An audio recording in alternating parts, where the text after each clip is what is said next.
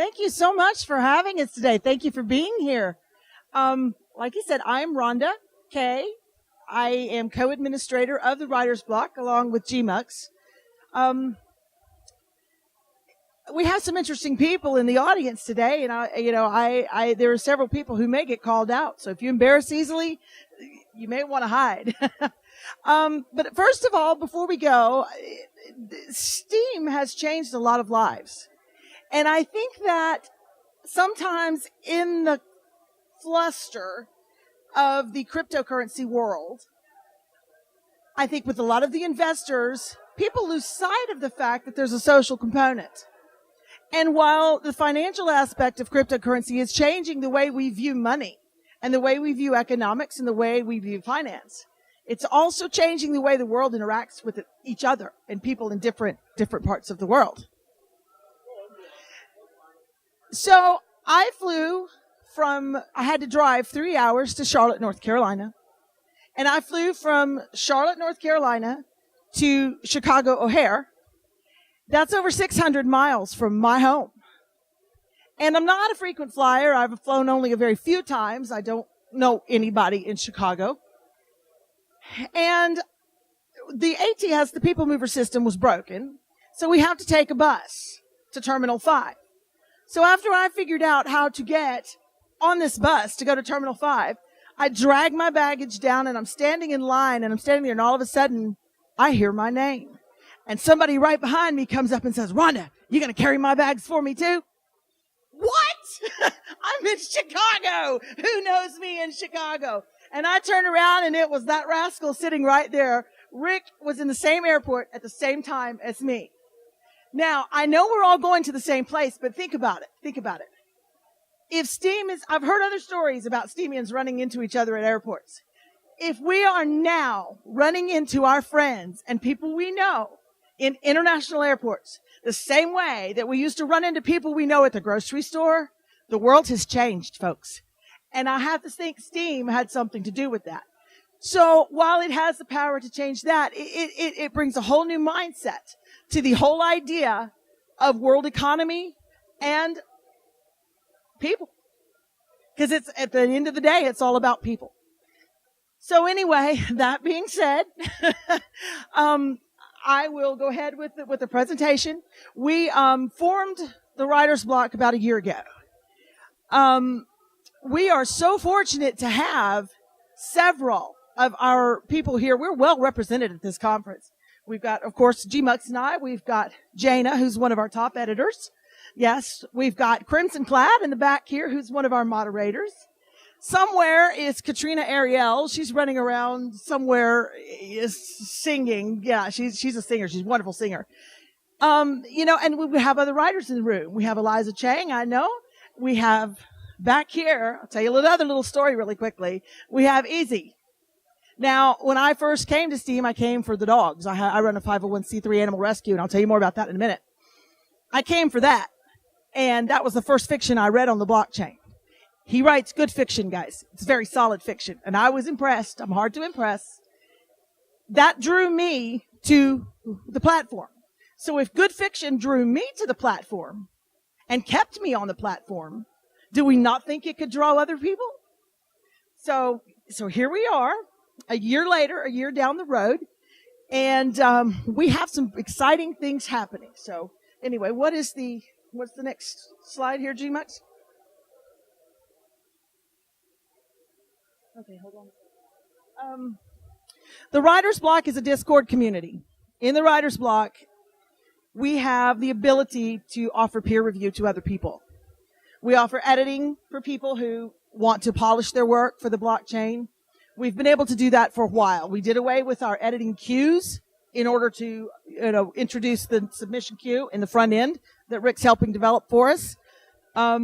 We are going to have a controlled content front end for the Steem blockchain. And when I say that, people are like, "Oh, this is decentralized. But listen, if you tell people that you've published something on Steemit or on Steem, that can't go in your portfolio because anybody can publish anything on Steem. But if you tell somebody you publish something on Amarillo Bay, which is a curated, controlled content, regular website, that goes in your portfolio as a writer. and it gets the attention of publishers and whoever. Wordrow will be the same way because it's curated content, because it's submission based. If you're published on Wordrow, that goes in your portfolio. And we're going to provide that for the blockchain. So anyway, we've got that, and we've also got a publishing house we're going to tell you about. The other thing about the writer's block is that we're well represented with witness coverage. We have several witnesses in the writer's block who participate, but we also have a witness team of 4 people who represent the interests of the content creators. Now, who in the audience considers themselves a creative? Who writes art, draws, sings, music, any kind of creative content on the blockchain? All right. I don't want to bring us down, but recently I was told personally that content creators are parasites because we only take and we do not give. We're not investors. We have no stake, and we just get in the way. I beg to differ. That made me angry. So I said, well, let's show them. Let's show them how content creators can become investors in the blockchain and how we can own fair and square our stake in the blockchain and do it. So out of that has come this. Our witness team is GMuxx and me. We're more of the social aspect. We have a narco Andre who is mostly in charge of the tech. And we have Sir Court for controversy. You want a little controversy? We'll give you Sir Court. He'll stir it up in a heartbeat. But you know what? We love him. We love him. We're proud of him. And I've really not seen him be wrong about a whole lot of things. So he's there mostly in the background for us. He offers some good counsel for us. And on this basis, we're currently, witness 61? 60? Witness, we're flipping somewhere between. If you have a spare witness vote, we would sure appreciate it because our platform is the content creator. That's whose voice that we represent in this whole thing. So anyway, let's go. Next slide.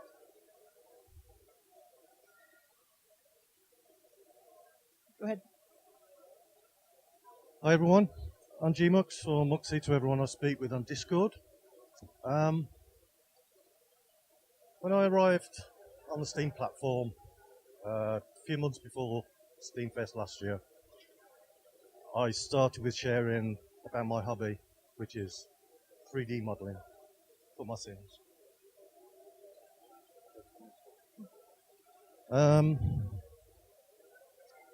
And after a month or two, I met Rhonda in one of the communities, and she'd read a story that I'd written. And although it was a true story based on me getting stabbed as a teenager, she saw something in my writing and was convinced that I should try my hand at writing fiction. And so I did. And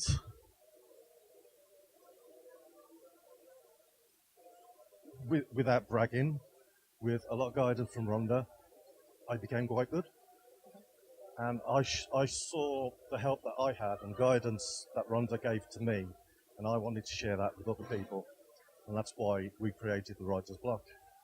We like to nurture writers right from the beginning to the end of their writing journey.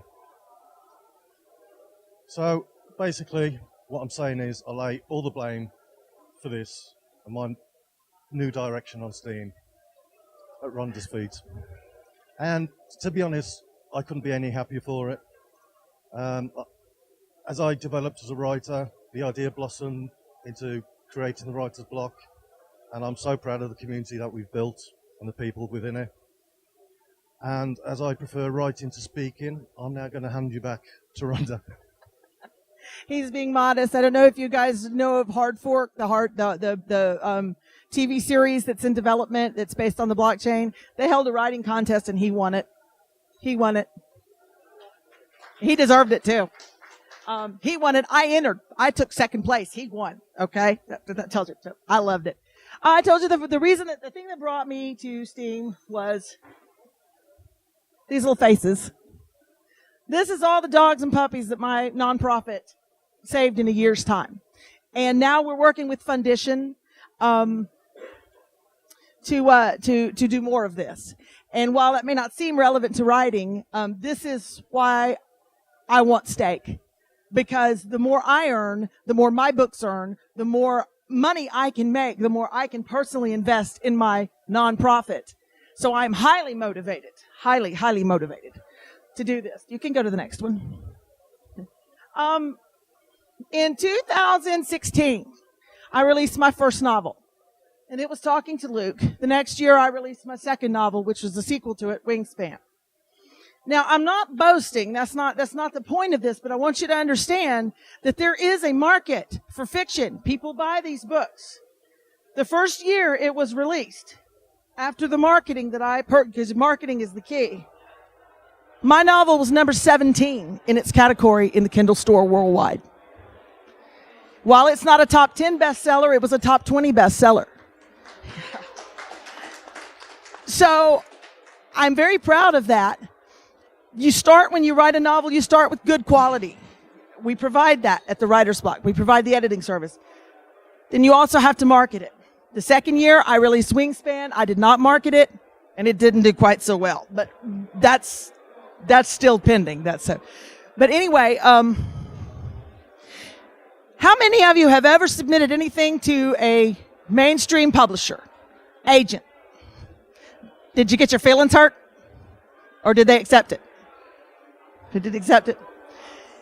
They don't. These guys, these are the top 5. It used to be the top 6. Penguin and Random House combined. Everybody took kind of a hit when Amazon came on the scene. So it went from the top 6 to the top 5. These are the guys that most people will never get an audience with. They don't need us, folks. They have their big names. Every now and then they will publish an unknown author. The key to getting published these days in this economy is not how well you write. It's who you know. And if you don't know these people and you don't know people in here and you don't have a foot in the door, your chances are microscopic. I have sent out probably 500 queries in my lifetime. I have an agent that took a copy of my current novel and just sat on it. They don't need us. And so the thing to do is that we figure out a way to get around it. Self-publishing is there. I self-published 2 books. I did quite well with the first one. The problem is that self-published authors are on their own. You're either going to pay big bucks for somebody to do your editing and your cover art, or you're going to have to do it yourself. And all of us aren't graphic designers. All of us aren't, we all don't have those talents. We all can't format properly for Kindle. So there's a lot of things to consider in that. If you're going to go out on your own, you've got to be able to go out on your own with a quality that can compete with these guys. And there's very few of us who can. So they have big money to back their authors and to market. We came up with in the Writer's Block the triangle theory. And this is where we're building on. On one point of the triangle, we have the Writer's Block, which is an interactive group on Discord with an active editor and peer review staff who can do critique. We have Steemhouse Publishing, which is incorporated in the state of Virginia. This is a real deal, guys. It's not a pipe dream. It's done. And that's our pinnacle point, is the publishing house. And then we have Wordrow, which is the front-end site built on the Steem blockchain by Rick and his team of developers with the curated content. The publishing house is going after long-form fiction and nonfiction if we can find the right editing team for nonfiction. I can't edit poetry, and I can't edit nonfiction. I don't know what the heck I'm looking at. It's words on page. I can edit fiction. So we're going after fiction because we know I can. Once we build up, we'll publish anything that we can. The front-end site, the blockchain's not the best place to publish chapter by chapter. The blockchain needs fiction. The blockchain needs entertaining read. But there are some problems, and we're going to do a roundtable discussion later this week. And I'm going to tell you about some problems with publishing your stuff, your content on Steem. Nothing that can't be overcome, but you got to think. You got to engage those brains. Do you want somebody 10 years down the road to come and pull your content off the blockchain on their subscription-only site where they're making money hand over fist and don't have to pay you a dime for your content? You better be comfortable with that if you're putting it on the blockchain, because that's going to happen before it's over with. So anyway, this is our gift for the publishing house. This is what you can play it. This is our you see it on our post. You see it on Steemhouse Publishing. It incorporates our logo into it, and it's a little choppy. I'm not sure. It's an MP4. I'm not sure, but it works. But anyway, this may not be the absolute best logo in the world. It may not be the absolute best animation, but every bit of this was done in-house. This is the talent we have in the writer's block. We didn't have to go on Fiverr and advertise. We didn't have to go out in the world. We didn't have to crowdsource. We didn't have to do anything. This is all the writer's block. This is our first novel that we're going to be releasing, and we're going to be releasing it really soon. This is not the completed cover. This is a mock-up of the cover. We've got a lot of artwork still to do. We may change some things on the cover. But GMuxx design, he modeled the 3D modeling he showed you a while ago. We weren't showing you that for no reason. We have the ability to do anything that you envision and put it on a book cover. In-house, we have this ability. This is, to me, when you see it in high def, it's indistinguishable from a photograph. The dimensions are exactly the same as an acoustic guitar. He mapped all the dimensions and everything. It's to scale. And it looks like a photograph. And then the back cover, we're going to have the spine, the little pool of blood that comes down from the guitar. It runs along it's going to run along the spine, and then the little paw prints in the blood and whatnot. And we feel like this is a cover that will get attention. Got a little work to do on it yet. We got a graphic artist, a professional graphic artist who's going to help us with the balance and everything on the page. But anyway, that's just a preview of what we've got.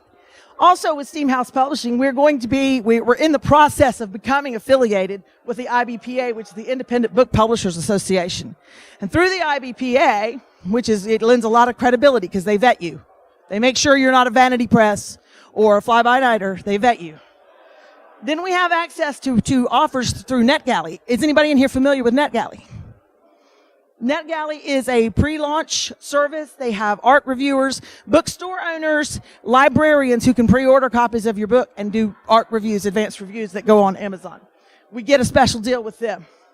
We're going to use Amazon's print on demand because it's good quality. I don't know if you guys have handled it, but it's really good quality. And the Kindle Direct, there's no better marketing than Amazon. And we're also going to use promotional services like BookBub. And if we can't get on with BookBub because they're tough, they're expensive and they're tough, there's others like them. So anyway, we have a whole battle plan. We have the strategy lined out of how we're going to promote our books, because you can write a wonderful novel. If you don't promote it, it's not going to sell.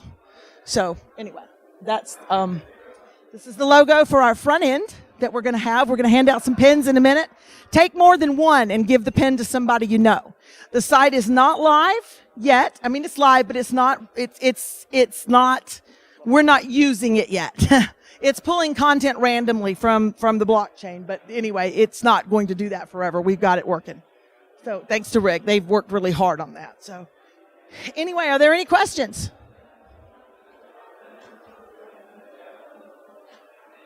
Yes.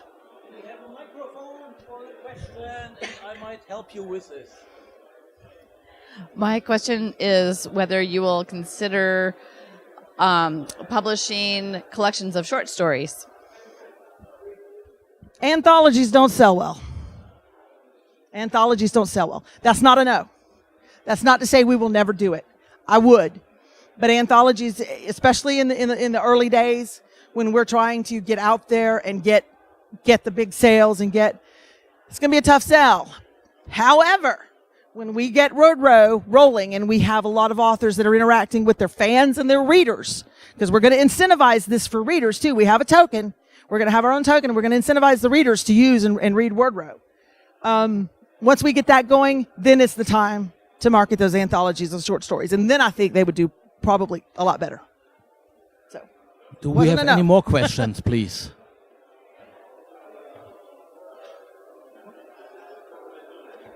Okay. Wait a second. Wait a second. The microphone is coming. Thank you. Hello there. You need a headphone. Or speak louder. I can't hear. How long has all of this taken? I take the question. How long is all of this taken? We've been working on the publishing house for about a year. We've been working on Wordrow not very long. A couple of months, Rick? I mean, it hadn't been very long that we've been working. They pulled that together. Yeah. So, well, it was from Nashville when we got together in Nashville. But anyway, yeah. So the whole thing has been in the process for about a year. But the publishing house and the front end kind of came together fast. So. Okay, then I'd like to say thank you. Not one more question. One more last question. Hey, you said that you're a community that is, mostly based on Discord. I think there's a lot of communities, Steem communities, who use Discord right now, and a lot of time we invest in Steem project is going to Discord. Do you feel that this is okay, like outsourcing the time spent in Steem communities, or do you feel that it would be great to have that time investment seen on the blockchain, for example? Well, I'm not sure I'd want all my chats on the blockchain. The chat. However, if there were another option, I'd be on it in a heartbeat. I like Discord. Don't get me wrong. We've had good luck with it, but its functionality is very limiting, especially for what we do. But as long as it's what we got, we'll use it. When we have something better, I'm on it like... I didn't say it, but yeah, that's it. Okay, then I have to close this session as we are already over time. Thank you, Rhonda. Thank you, GMuxx. And thank you